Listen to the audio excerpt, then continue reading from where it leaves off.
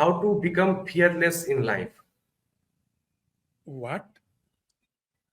How to become fearless? How to become fearless? हाँ. There is no how.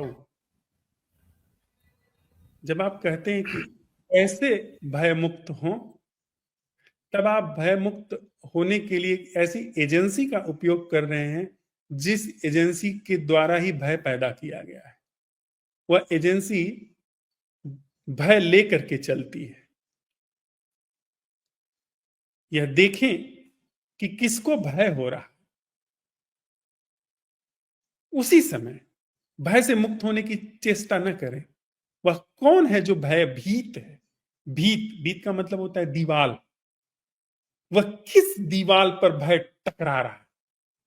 अब समझे बात? भित्ति का अर्थ होता है दीवाल, भीत का मतलब होता है दीवाल। अक्सर खंडहरों की दीवालों के लिए भीत शब्द का इस्तेमाल किया जाता है। तो भय किस दीवाल पर आकर के टिक रहा है? भयभीत। उसकी तरफ देखें, उसकी तरफ बार बार जागे। अपने आप पाएंगे कि ऐसी कोई दीवार नहीं है वहां पर। वह भय का ही एक आभासी स्वरूप है, लेकिन नजर उस पर जाएगी जब इधर आपने भय पर काम करके देख लिया, भय बढ़ता ही चला जाता है। कितना भी आप निर्भय होने की कोशिश करते हैं, निर्भय की कोशिश में ही भय और ज्यादा बढ़ता हुआ चला जाता है। इधर कोशिश करके आपने देख ली, इस छोर पर देख लिया, कौन है जो कोशिश करता है? उस तरफ झांकिए, उस तरफ देखिए, पाएंगे कि वहां कोई भित्ति है नहीं। जब इधर भित्ति का इल्यूजन समाप्त हो गया, उधर भय समाप्त हो जाएगा। क्या बात स्पष्ट हो पाई? जी, स्पष्ट है. एक और प्रश्न अगला लीजिए। प्रश्न है, अकेलापन. ठीक ठीक है. अकेलापन कचोटता है, क्या करें? सबसे पहला काम, कचोट को किसी चीज में बदले ना। कचोट तथ्य है ना, पहला तथ्य कि कचोट घट रही है। उस कचोट पर कोई पर्दा न डालें, किसी चीज में व्यस्त न हो जाएं, उस कचोट को नग्न रहने दें। पहला काम, उसको वैसे का वैसा रहने दें। ये बहुत ऊर्जा की मांग करता है, लेकिन आप अगर उसको देखना चाहेंगे तो ऊर्जा पैदा हो जाएगी। उस तरह से काम करना चाहेंगे तो ऊर्जा पैदा होने लगेगी। कचोट को किसी भी व्यस्तता से ढके ना, कचोट को नग्न रहने दें।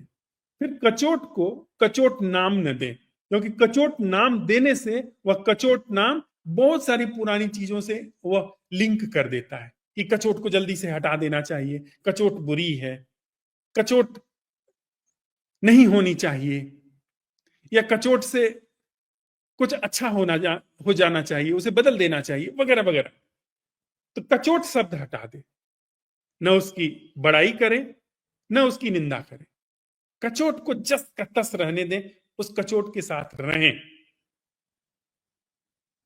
जब आप उसके साथ रहते हैं, कचोट समाप्त हो जाती है। करके देखें इसे। अकेलेपन की कचोट को ठीक से देखें, निंदा न करें, बड़ाई न करें, उसके साथ रहें, उसका नामकरण न करें, उसको इंटरकनेक्टेड न होने दें पिछली चीजों से। फिर कचोट अपने आप पूरी तरीके से खिलेगी, पूरा अपना पीड़ा देगी आपके भीतर। उससे घबराइए नहीं, पूरी पीड़ा उसकी निकल करके आएगी। जो उसने पुराना मोमेंटम कलेक्ट किया है, जुटाया है, वो सारा मोमेंटम उस कचोट से बिखरेगा, उसके जीने से बिखरेगा, और एक दिन कचोट पूरी की पूरी तरह से समाप्त हो जाएगी। फिर बचा क्या? फिर अकेलापन जो कचोटता नहीं है।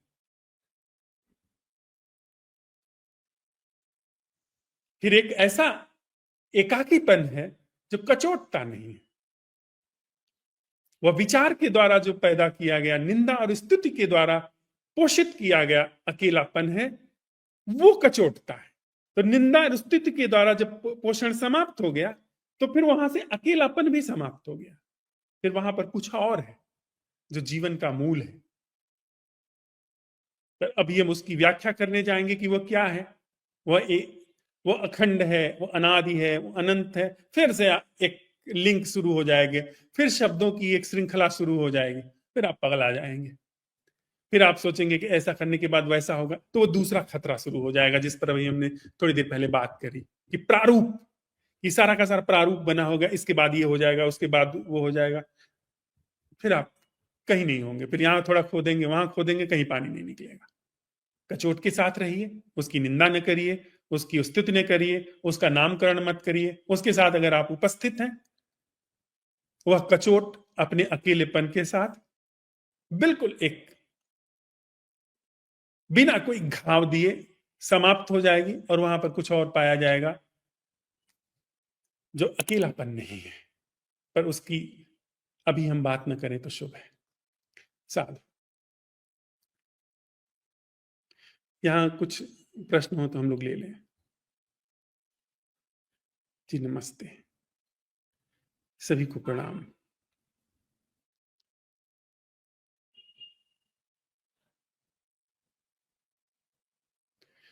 जब हम अपने माँ के गर्भ में होते हैं, जहां हमें न अपने होने का और न दूसरे के होने का पता चलता है, उस विराट शून्यता में सब समाहित होता है, जिसकी हम कल्पना नहीं कर सकते। क्या यही सत्य है? अगर ये आइडिया नहीं है, यह एक अनुमान नहीं है, यह प्रत्यक्ष निज बोध है, जो हम माँ के गर्भ में थे, जब हम पैदा नहीं हुए थे, जब विचार नहीं पैदा हुआ था, तो जो स्थिति थी वह एक अनुमान नहीं है। यहाँ के कुछ होने से उस कुछ न होने का अनुमान नहीं है। यहाँ के कुछ होने में ही वह जो माँ के गर्भ में थे, वो स्थिति अभी भी विद्यमान है। उसकी यहाँ पर प्रत्यभिज्ञा है, उसका यहाँ पर अपरोक्ष दर्शन है, तो यह बात शुभ है। लेकिन यहां हम कुछ प्रतीति में हैं और वहां के बारे में आकलन कर रहे हैं, तो आपके पास एक आइडिया है गर्भ का, सत्य नहीं। सत्य तो यहां वह जो गर्भ की स्थिति हम कह रहे हैं, वह यहां पर निपट घट रही हो, तो फिर हम उसके सत्यापन को उससे रिकनेक्ट कर सकते हैं।